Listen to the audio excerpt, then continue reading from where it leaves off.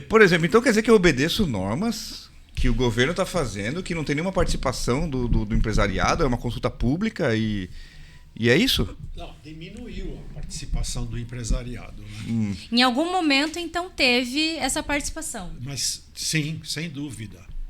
Até hoje tem, alguma parte tem, quando eles colocam na CTPP, que é essa comissão temática tripartite e paritária, que são o governo, trabalhadores e as confederações. Tá. Nós estamos presentes aí através da CNI. A CNI tem os representantes e muitas vezes a ABIMAC vai como um assistente técnico, né? Quando é chamada. Né?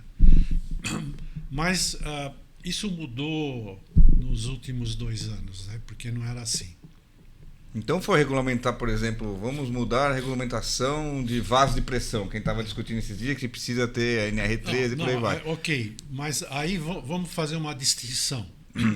Norma regulamentadora é uma coisa, norma técnica é outra coisa, completamente diferente.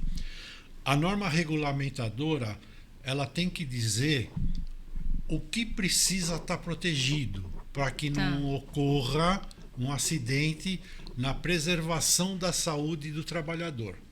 Saúde e segurança do trabalhador. Esse é o objetivo de uma norma regulamentadora.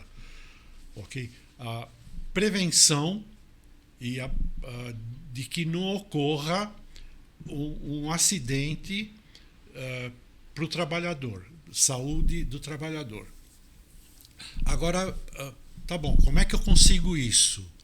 Aí você tem que ter, o objetivo é esse, você tem que ter os princípios que você tem que aplicar para que isso ocorra.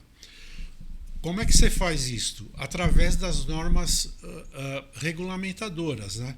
Então, a norma regulamentadora não fala como você vai fazer a proteção, como você vai evitar que ocorra um acidente. Mas vai dizer, precisa ter uma proteção. De alguma forma precisa ter. Ela não entra na parte técnica, ok? Ela só entra no conceito de que precisa existir uma proteção. Okay? O que precisa ser evitado que ocorra. Agora, como fazer isso não é a norma regulamentadora que fala, é a norma técnica. Tá? Então, muito bem. Hoje uma norma técnica é de uso voluntário, tá?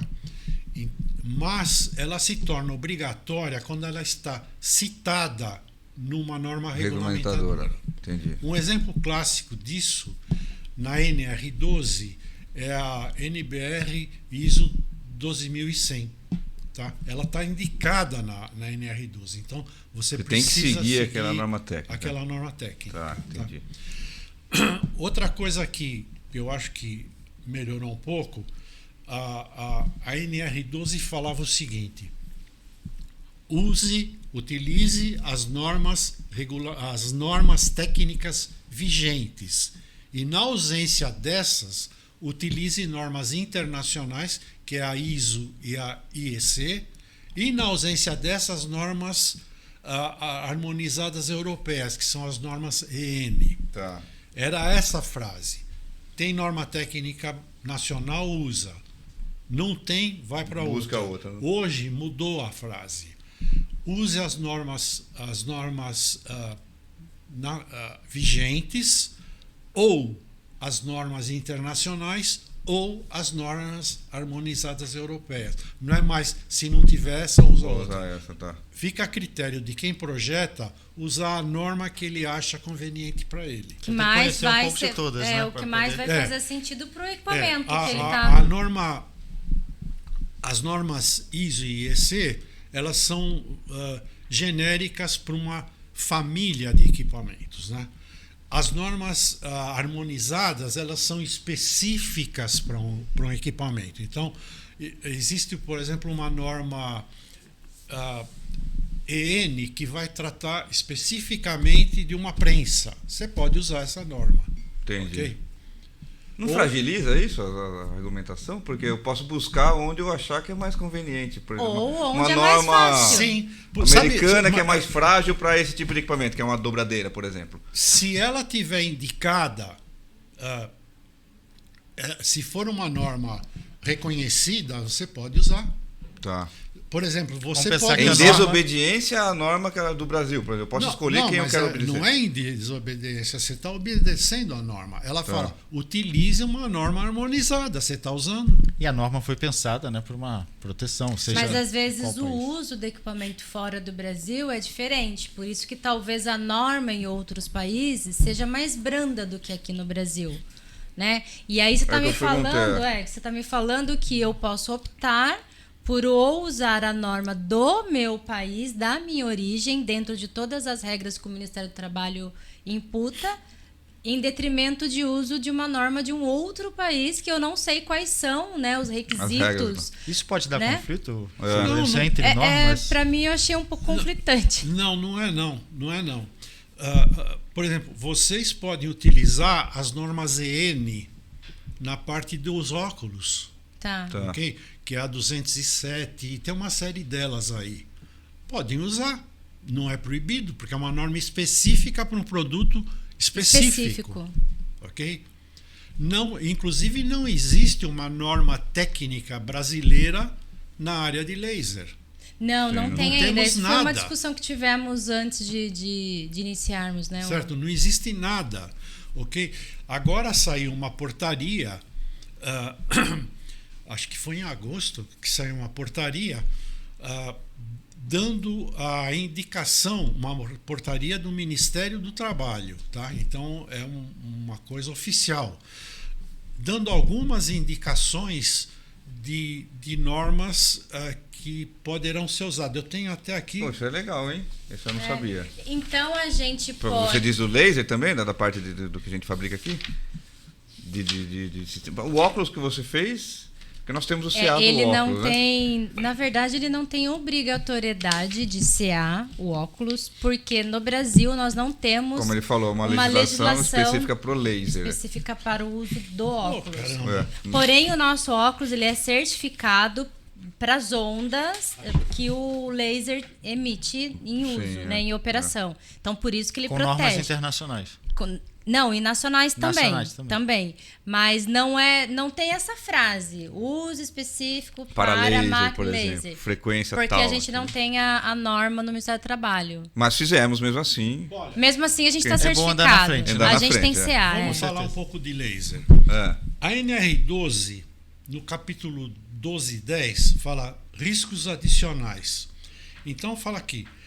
No subitem, para fins de aplicação desta norma regulamentadora, devem ser considerados os seguintes riscos: substâncias perigosas, quaisquer que sejam agentes biológicos ou agentes químicos em estado sólido, líquido, Aí é uma descrição de uma norma regulamentadora.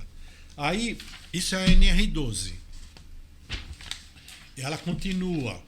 Radiações não ionizantes com potencial de causar danos à saúde e integridade física dos trabalhadores. Vibração, ruído, calor, combustíveis inflamáveis, vai daí para fora. Você vê que ela não cita. Você tem que tomar cuidado com isso, mas não fala como você vai fazer. Aí vem a portaria. Aí a portaria vai falar como você tem que fazer. Então a portaria, essa é de agosto de 2024, ela fala, por exemplo, de EPI. É o item B dessa portaria. Eu acho que não está com ela aqui, está na outra pasta. Mas, enfim. Item B, proteção de olhos e face. Óculos, norma aplicável, ANSI Z.87.1. Acho que é a que você colocou no óculos. Estamos na frente já de novo, hein? Se você fez isso... Né? Agosto de 2024. Nós fizemos antes, mas... É uma portaria, ou seja, virou obrigatório. Então, se você atender essa norma, você está qualificado. Entendi. Ok? Você viu que a norma regulamentadora falou de uma forma genérica. A portaria já chega no ponto. Entendi. De como fazer. Ainda tem, essa é a primeira delas, né? Tá. Depois tem ainda normas internacionais ISO 11145, a ISO 12312-1, ok? E tem ainda a ANSI Z 136.1. Que deve falar sobre os bloqueios, sobre... Eu exatamente não sei o que é isso. Eu acho que é isso, sim. É uma coisa que eu ainda estou aprendendo. Eu tenho aqui no nosso laudo, acho que essa regra, que aí você precisa bloquear a saída do laser da máquina para não reflexão. Aí já seria a proteção coletiva. A proteção coletiva. Que é o que nós temos e desenvolvemos. Exatamente.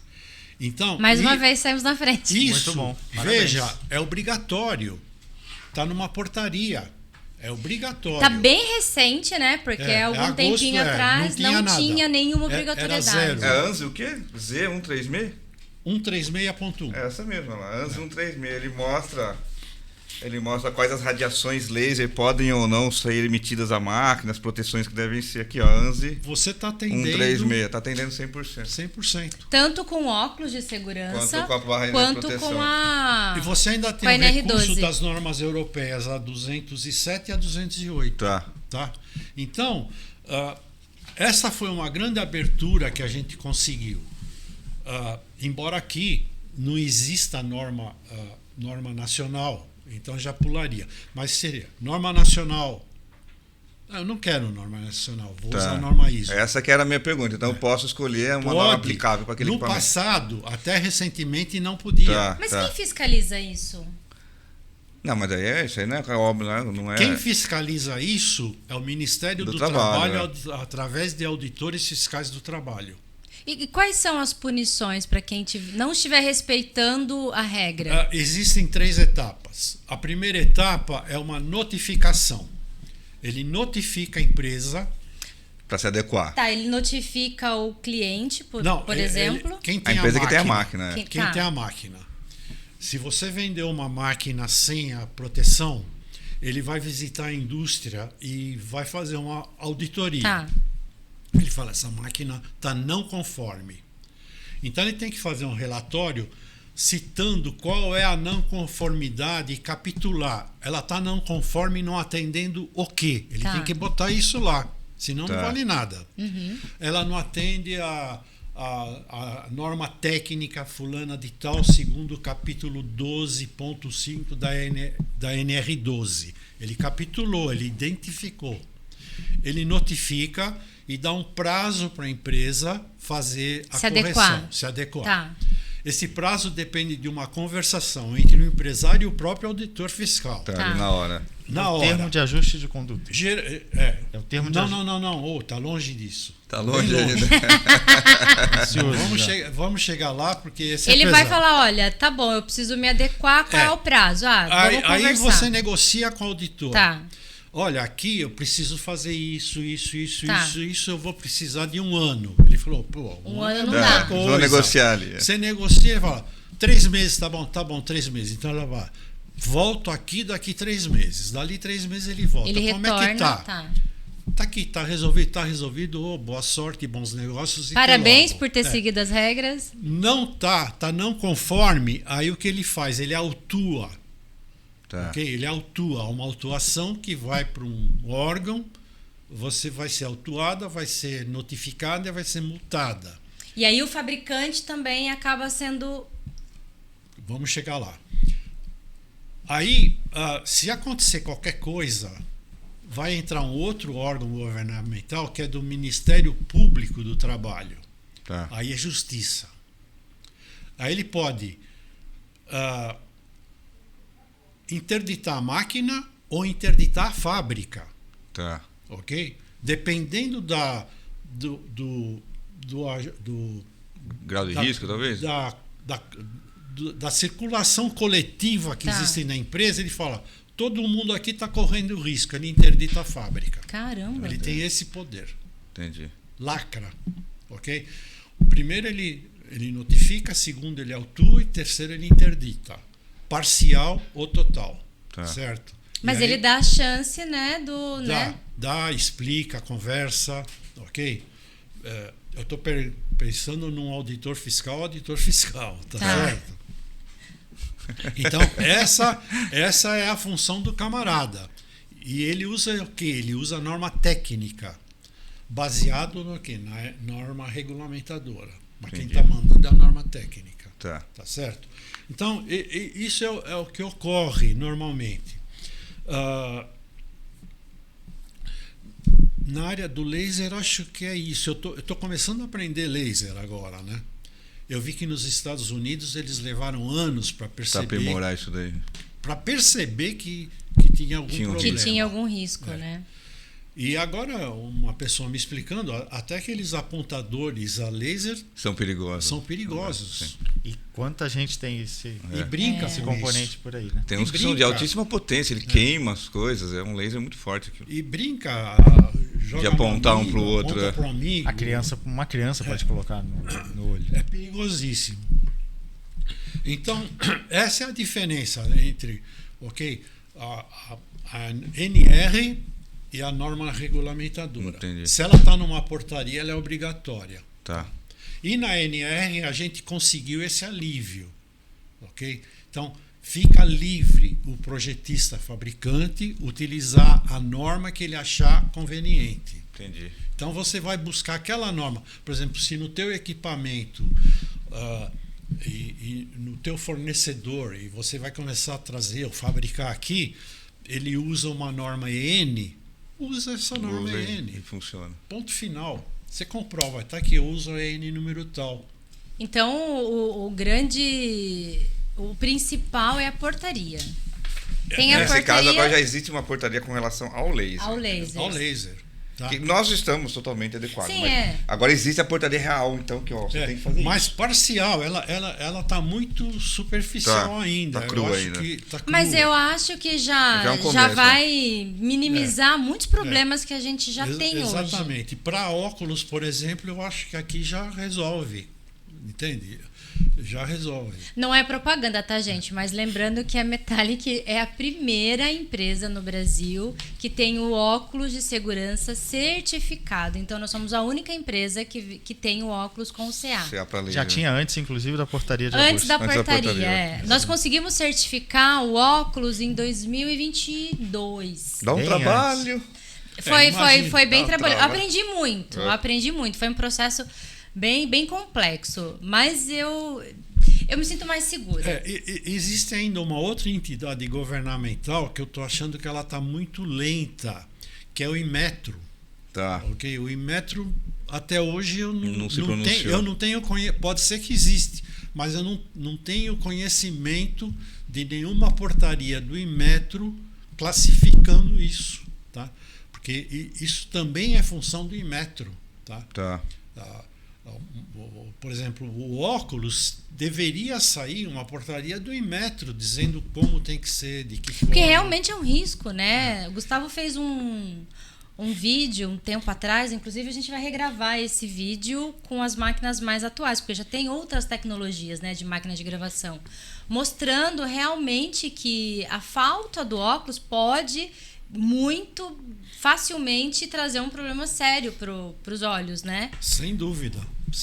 E um teste assim, bobinho, teste bobo, só de passar sem crivo assim, técnico você nenhum. consegue ver. Pega uma máquina laser, passa o óculos que é bom, ele corta. Ele trava, de novo, o fecho não transfere. Não é técnico, mas dá pra ver que ele não pega fogo no transfere, papel, né? nem nada. Fez a retenção. Né? Aí você pega óculos que vendem como óculos para você passa como se estivesse passando um vidro ali que não tem nada, não né? Tem perigo, né? Aí, quando eu fui certificar esse óculos, eu descobri tantas marcas muito conceituadas vendendo óculos de solda, né, com CA que protegem e na verdade não protegem. Não protege nada. E o que é pior, né? Você acredita naquilo, coloca, começa Mas a utilizar. Mas na verdade eu acho que tá também é uma falta de informação de quem está comprando, porque quando o produto ele é certificado pelos laboratórios, né, que tem renome, sai um laudo e nesse laudo está dizendo, né, a utilização do item. Então, na maioria das vezes, quem está comprando não se atenta a isso. Então, ouviu do chefe que tem que comprar produtos com CA, porque o Ministério do Trabalho obriga a usar equipamentos, né, de segurança com com o CA, Exatamente. ele não vai ler o CA para saber. O que vale é a norma, né? Então, tem CA, mas para que é e esse o óculos, CA? ele é um equipamento de proteção individual. Sim. Ele tem que ter ele tem que ter uma garantia que está funcionando. E uma informação que muita gente não sabe é que o CA ele é exclusivo do vendedor. Então, por exemplo, nós certificamos o nosso óculos que nós vendemos aqui. Esse CA só é válido para gente. Exatamente. Então, outro fabricante não consegue usar esse CA. Não podem ter 2 CAs em 2 fabricantes. Não, é um exclusivo. É individual. É individual para o produto e para o fabricante. Porque eles pegaram o produto e testaram quem emitiu o CA. Tá? É como, por exemplo, o capacete de proteção. Aquele capacete tem que ser testado. Sim. E ele recebe uma identificação que vai colada, tem lá o emblema do Inmetro, tem a portaria que atendeu e o CA. E é obrigatório a gente constar em cada produto o CA. Então, no nosso caso, a gente grava, né, a laser. A gente tem uma máquina de gravação, é uma ultravioleta, né? Ultravioleta. E a gente faz a gravação unitariamente de cada um dos óculos, porque é obrigatório pela norma. Então, eu não posso dizer que esta caneca tem o CA se não está nela. Então, ela precisa obrigatoriamente conter o número, né? Exatamente. É exatamente isso. Você está cumprindo rigorosamente a lei e a portaria. É bem legal isso aí. Você vê cada produto e fala, nossa, mas isso aqui precisava de CA. Você vai descobrir, nossa, mas isso aqui tá falando que é para isso. Aí você vai ler o laudo. Não tem nada a ver com aquilo. Né? Eu quero ler tudo. Tem o CA, mas não é para essa função. Não é para essa função. É pra função. Então não está protegido para aquela função. Que foi a brincadeira do teste que a gente faz na máquina, mostrando de solda, que uso para solda, que tem uma marca muito conhecida. Eu não vou falar até por ética aqui, mas ele não é para solda. Inclusive é um risco, né, usar o óculos para essa função, solda, sendo que ele não tem a proteção. Mas isso tá lá no laudo, é que a pessoa não lê. Enfim, esse seria um capítulo que para mim foi muito oportuno aqui, está sendo um aprendizado, que é em relação ao laser, né? Pelo que eu estou vendo, vocês estão bem avançados nisso aí. Agora, falando de máquinas de uma forma geral, me repetindo, né? A NR12 ela não fala, você tem que fazer tal coisa, colocar bimanual, entende? Ela não entra nesse detalhe.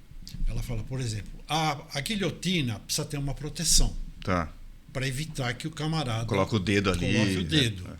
Agora, como você vai fazer essa proteção? De que jeito você vai fazer?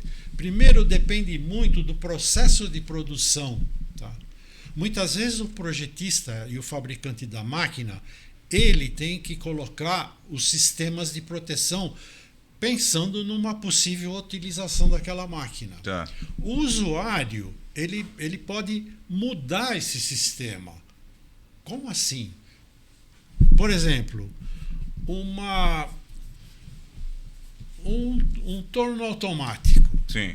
Muitas vezes você tem um torno automático e você coloca a alimentação manual. Tá acabando a barra, bota outra lá. O cara vai lá e bota a barra, aí quando termina, entra.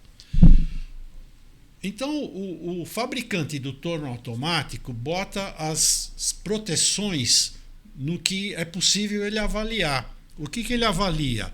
Onde está o perigo? O perigo é a ferramenta. Sim. A zona de perigo é onde a ferramenta trabalha.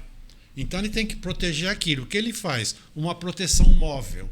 Que é aquele que você vê nos tornos revólver, aquele negócio de polipropileno, sim. E o trilho. Se abriu o trilho para a máquina. Tá certo? Se deslocou. Isso o fabricante é obrigado a fazer. Não tem jeito. Tá. Agora, você comprou uma máquina, colocou aqui. Você fala, pô, mas manual tá me dando um aborrecimento. Eu vou botar um alimentador automático. Você mudou o processo. Tá. Aí você, usuário, tem que fazer uma apreciação de risco. Tá. Entende? Foge da responsabilidade do fabricante, porque ele alterou. E é difícil o fabricante entender, o usuário entender isso. Tá, a responsabilidade da norma transfere para quem fez a alteração. Para quem a máquina. E depois outra. Aí já é um assunto bem político. Vamos supor que vocês venderam uma máquina para um usuário, está tudo bem funcionando. Aí chega um auditor fiscal lá, olha a máquina e fala: cadê o laudo? Sim. Que laudo? Aí ele vem correndo aqui, você precisa me dar um laudo da máquina. Sim. Não é isso que o auditor fiscal pediu. Quando ele pegou a tua máquina e colocou no processo produtivo, o que ele fez? Ele alterou o processo produtivo. Sim. Então, ele, usuário, tem que refazer o processo produtivo. Nós temos também nos laudos isso. Tá certo? Ele também é corresponsável. Ele vai ter que readequar o laudo de acordo com o uso. Ele vai ter que readequar o laudo. Não é da máquina, é do processo produtivo. É do processo. Então, se ele alterar o processo, ele tem que fazer uma apreciação e análise de risco. Isso. Ele, usuário, tem que fazer um laudo. Então, isso é responsabilidade do usuário, não do fabricante. Do usuário. Só se ele mudou o processo. Se ele acrescentar uma máquina e alterar uma máquina, ele tem que fazer uma análise. Sim. Tá certo? Qualquer coisa que ele alterar, o usuário é obrigado. Então, o auditor chegar lá e falar: cadê o laudo? Ele corre e telefona para você. É o que sempre acontece aqui. Você fala: peraí. Eu dou o laudo pro cara. Aí sabe o que é o pior? fiscal chegou lá, né? Aí tem outra que, embora possa ser barato, o usuário fala: me dá o laudo e a RT. O que você está falando de RT? Anotação de responsabilidade técnica. Isso não existe na NR12. Isso é invenção. Isso é bom saber. Isso é bom saber. Sabe por quê? O auditor chega e fala: alterou o processo, colocou uma máquina, mudou o processo. Cadê o laudo e cadê a RT? A RT de quem? Do responsável técnico da fábrica. De quem fez a alteração. Exatamente.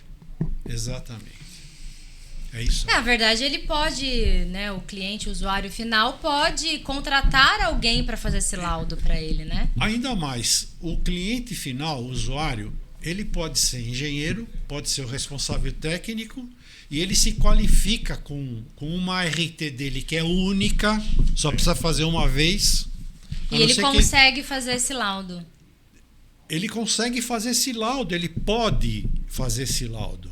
E a RT, ele não, por exemplo, você não precisa mandar uma RT para cada máquina que você vender. Se você tiver aqui um responsável técnico que precisa ter, pode ser proprietário, pode ser contratado. Sim, o CREA obriga a ter. E pode ser até temporário. Você contrata o cara para vir aqui 3 vezes por semana, uma vez por semana. Essa RT é única. Você tem que ter aqui. Você não precisa mandar ela para o teu cliente. Sim. E o cliente não entende. Esse que é um problema muito sério. Entende? Porque isso é uma exigência não da NR12, é uma exigência do CREA, Sim. Na verdade. Entende? Então, essa dá uma grande confusão. Você entrega a máquina e o camarada fala: eu quero o laudo e a RT. Já está condicionado a isso. Para simplificar, como obrigatoriedade de um fabricante de fornecer a máquina, o que ele precisa dar seria um manual de instruções em português. Sim. E para tratar de segurança, precisaria ter os circuitos elétricos do sistema de segurança. Sim. É tudo que ele precisa fazer, mais nada.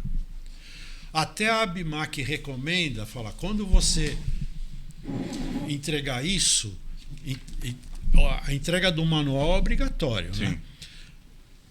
Faz um recibinho para o cara assinar que recebeu. Sim, nós temos também. Tá? Aqui tem, figura de instalação elétrica. É isso aí. Também tem. Infelizmente eu não cheguei a olhar, né? A gente tem no manual também. Todos os manuais de máquina, os clientes recebem exatamente tudo. Isso aqui. Isso aqui. Ok? Exatamente isso. Dá para se adequar. O circuito elétrico. Em português. Por quê? Se a máquina tiver um problema, a empresa, o usuário vai precisar resolver. Sim. Então, como ele vai mexer no sistema de segurança se ele não só conhece o circuito elétrico? Ok? É um risco. Entende? Então ele pode, muitas vezes, bypassar um sistema de segurança e a máquina perdeu a segurança. Tá certo? Então, se acontecer um acidente, o auditor fiscal do Ministério Público, já não é mais do Ministério do Trabalho, vai lá. Aí ele vê, a máquina foi burlada. Ele fala, mas o cara me entregou assim. Aí eles vêm aqui. Você tem que... Não, peraí. Eu entreguei pro cara o manual e tem que provar que a gente fez tudo certinho. O ônus da prova é sempre nosso, né? Tem que ter a rastreabilidade. Tem que ter a rastreabilidade, você entendeu? Então aqui você está coberto. Sim. Só que eu, por 60 anos de carreira, falo, pega um recibinho do cara que ele recebeu. E muitas aquela vezes, coisa do seguro, né? É melhor muitas vezes, ao invés da ART, o que você pode dar é uma declaração de conformidade, dizendo a máquina fulana de tal foi projetada e fabricada atendendo a norma, bota lá a norma, ponto final, acabou. Isso é uma declaração de conformidade, nada mais além disso. Até porque os laudos, eles assim, a gente entrega para alguns clientes que pedem, mas fica disponível aqui, caso eles precisem, a gente envia para eles. Porque é muito documentado, né? E eles acabam perdendo. Né? Você guarda para eles também. A gente deixa aqui e fala, olha, se você precisar, todos os equipamentos são laudados, tudo bonitinho. Se você precisar, você entre em contato com a gente que a gente envia para vocês. Até para ter uma segurança a mais, né? Até porque isso aqui é um documento realmente, né? Então, você manda isso para o cliente, aí o cliente começa a compartilhar isso, né? E é um documento do equipamento. Então, a gente prefere deixar ele guardadinho aqui, numa eventual necessidade, a gente envia para ele. Até pouco tempo atrás, essas máquinas eram acionadas a pedal. Né? Isso, máquinas agora violentas. É manual, né? Ô, Lourenço, depois da aplicação dessas normas de regulamentação, você percebeu que caiu bastante assim, acidentes no Brasil? Isso melhorou pergunta. ou só deu trabalho para todo mundo e o negócio não... Caiu de uma forma... vertical. Qual é o setor assim não mais perigoso, mas qual é o setor que mais tem reincidência de acidentes? Que é o de tecelagem, talvez não. Meu pai trabalhou já na Ciane, uma época, e disse que eram máquinas perigosíssimas. Lá atrás, né? Lá atrás, Hoje, claro, tem que aplicar as normas, né?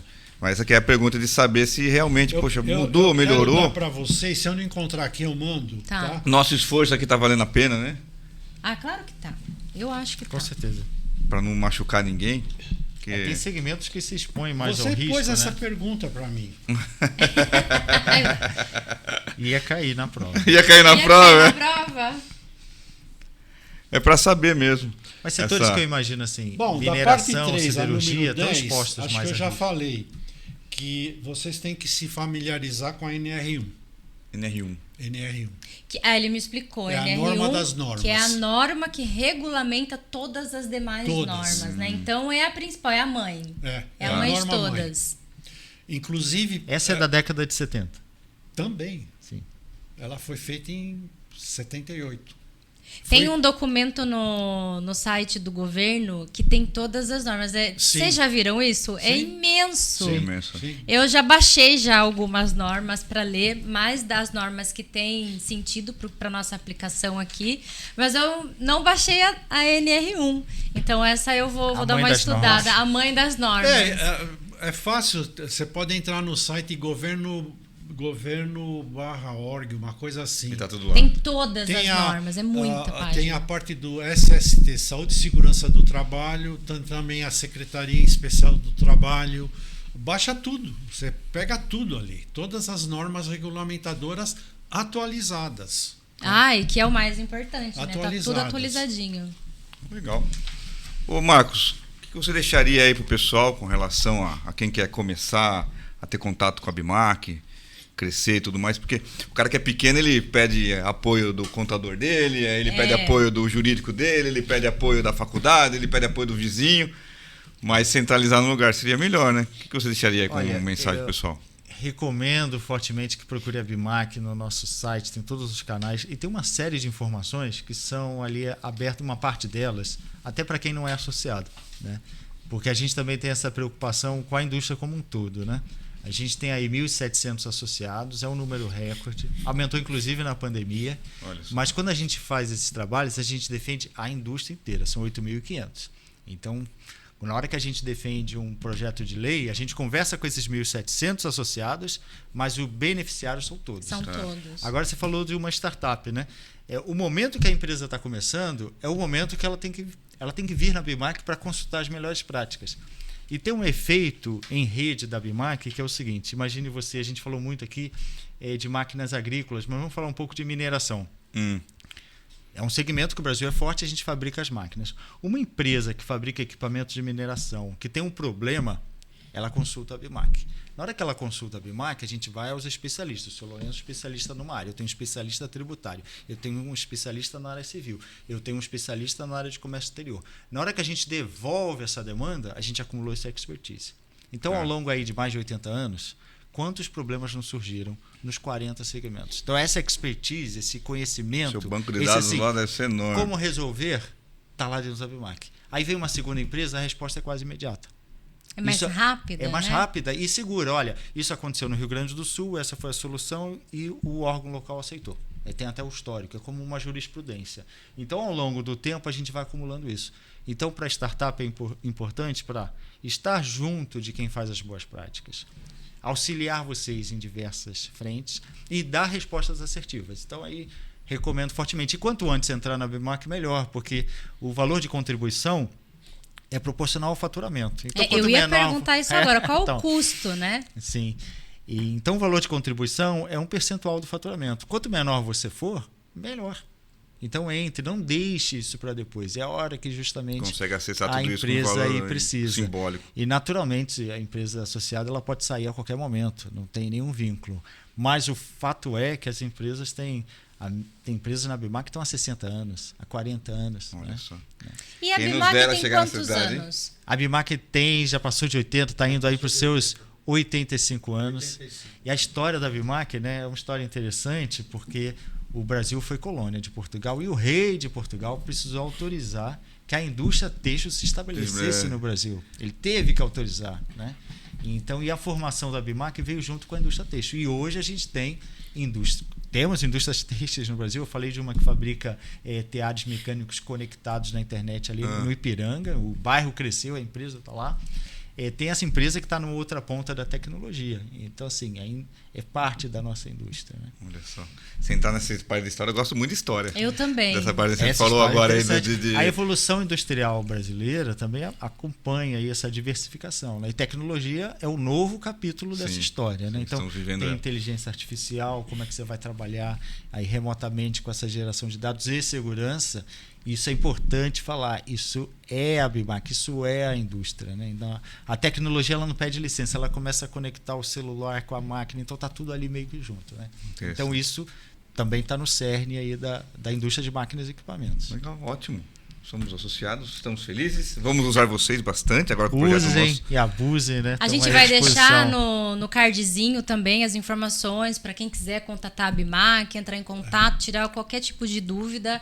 Eles vão auxiliar vocês no que vocês precisarem. O senhor Lourenço quer finalizar? Eu quero responder a pergunta número 5, que vocês perguntaram quais os riscos e identificação, e você perguntou, tem estatística? Tem. Nós não temos, mas você consegue isso atualizado no site da Secretaria de Inspeção do Trabalho. Ele tem um campo chamado Radar Acidentes do Trabalho. Ali vai te dar por região, por ano, por ramo de atividade, por tipo de CAT, né? Que é sim. Por tipo de CAT, tá ao longo de acho que tem no mínimo 10 anos até tá atualizado até 2021. Então você vai ter por região, São Paulo, me repetindo, assim, por atividade econômica, tem N classificações, você escolhe aquela que você quer ver e sai o gráfico e a quantidade de acidentes fatais, não fatais. E daí então dá para ver ali a queda de acidentes depois que é vertical, é uma coisa impressionante. Foi aplicado realmente bom, na normalização. É impressionante. Mas agora com essa portaria nova também, eu acho que vai mais um alerta aí, né? Então temos uma portaria, a NR12 é obrigatória sim, para quem achava que não era, é obrigatória. Temos uma portaria fresquinha aí de agosto que comprova o que nós estamos falando. Sim. Não é porque a gente quer vender máquina mais caro, não, longe disso. Na verdade, a gente gostaria que todos os nossos outros, né, os outros, não vou falar nem concorrentes, né, mas os outros colegas, né, de mercado também fizessem isso, porque não é pensando numa empresa ou em outra, é pensando no usuário final, é para a segurança dele, né? Sim, e uma grande luta da ABIMAQ, mas intensa, é que tem por exemplo, na importação de bens, existem os órgãos anuentes que tratam do problema da importação. Isso aqui tem que ver com o Inmetro, isso aqui tem que ver com o Ministério tal. E a gente pede que o Ministério do Trabalho coloque perguntas e não fique uma liberação automática de máquina. Tá certo que é complicadíssimo. Você vai trazer uma máquina que é maior que essa sala, ela vem desmontada dentro de um container. Como é que você vai saber se tem ou não um sistema de segurança? Mas você pode fazer uma comprovação documental e não fazer liberação automática. O que é uma comprovação?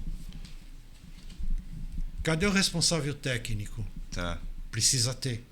Um importador precisa ter responsável técnico. Ele responde por aquilo a hora que entrou no Brasil. Tá? Que normas essa empresa seguiu? Tem que estar relacionado. Não importa de onde a máquina veio. E isso não ocorre. E as máquinas entram direto. Sim. Porque o Ministério do Trabalho não cumpre o dever que deveria, que é colocar... Ela é anuente, ele devia colocar exigências que ele pede para que o bem seja liberado pela alfândega e não coloca. Eu já acabaria com todo esse problema que nós vemos de colegas ou concorrentes que vendem sem, sai do container e entrega no cliente e não tem nada. Importando acidente, né? Você está entendendo? Existe, mas não está funcionando. E não é um problema nosso do povo, é um problema das entidades oficiais do governo que não funcionam, entende? Há anos a ABIMAQ está pedindo para que o Ministério do Trabalho, que é um órgão anuente, não coloque as barreiras para evitar que um bem que pode causar um dano entre no país diretamente. Entendi. Acho que esse é assunto para outros episódios, né? Porque você começa a falar de um assunto, um vai puxando o outro. Isso vai longe. Eu acho que a gente precisa de um pouquinho mais de apoio governamental, né? A indústria precisa mais de apoio governamental. A gente pede isso. Não só cobrança de impostos. Então, fica aí um recado pro nosso governo aí. Dá uma olhadinha para a indústria, né? Nós não somos o lobo mau da história, né? A gente está aqui para fazer o nosso papel, a gente precisa também da parte colaborativa dos funcionários. A empresa não existe sem o funcionário, sem o colaborador, isso está muito claro. Mas essa cultura, né, de que o empresário é o grande lobo mau da história, isso vem de décadas atrás. E a gente vai resolver isso juntando esses três, botando na mesma mesa a indústria, as entidades e o governo. E a gente tem que achar um caminho juntos ali. Juntos. De bom senso. A gente precisa primeiro conseguir uma agenda com o governo, né? Vamos ver se consegue. Tá certo. Marcos, Lourenço, muito obrigado por aceitarem. Pela conversa. Gente, eu obrigada, aprendi bastante viu? hoje. Eu também. A gente também, Espero porque quando a gente formula, a gente reorganiza os pensamentos. E fazer esse exercício de falar é muito bom para todo mundo. Se você quiser isso, essa é a minha colinha. Era para eu ler aqui, né? Então, eu vou ler tudo isso aí. Eu quero sim. Aqui tem o meu contato, tá certo? Com o e-mail e com o telefone. Eu tomei a liberdade de botar, talvez você já tenha o do Gustavo. Tá também, bom, né? sem problema. Já Gustavo temos... tá ali nos bastidores, mas ele que aqui articulou pode ter aqui erro também. de português, não vão Fica pedir tranquilo. Tá bom. Obrigada, viu? Obrigada a vocês pela participação. Obrigado a vocês. E eu espero que a gente tenha conseguido, né, esclarecer algumas dúvidas em relação à ABMAC. Não é tão misterioso assim quanto eu imaginava. É uma entidade, uma associação que vai trazer muitos benefícios, né, para os associados. Então fica aí mais uma dica para você aí que não conhece a ABMAC e que precisa de ajuda, né, para vários assuntos aí da sua empresa. A ABMAC pode ser um caminho. Pode ser um Estamos caminho. à disposição, sempre. Muito obrigado. Obrigado. Gostou ou não gostou? Escreve nos comentários. Clica no sininho. Ih, é pra que verdade, nos próximos... a gente esqueceu. Mas eu não esqueço nunca, né, Denise? Para que nos próximos podcasts você seja avisado, que sempre tem aqui um assunto de interesse de todo mundo do setor de corte e conformação. Até a próxima, pessoal. Muito obrigado. Obrigado. Pessoal, só um recadinho bem rapidinho. Na próxima semana, acho que não na próxima, na outra, a gente vai estar em Minas Gerais para uma feira, que é uma das feiras, né, que é patrocinada pela ABMAC, a Feira Sim. Né? Então a gente vai estar expondo lá nossas máquinas. Se você quiser ver pessoalmente as máquinas, entender como que funciona na R12, a gente vai estar lá e a gente vai ficar muito feliz em receber vocês no nosso stand, tá bom? Estaremos lá em Até Minas. mais. Comer um queijinho. Até mais, até a próxima.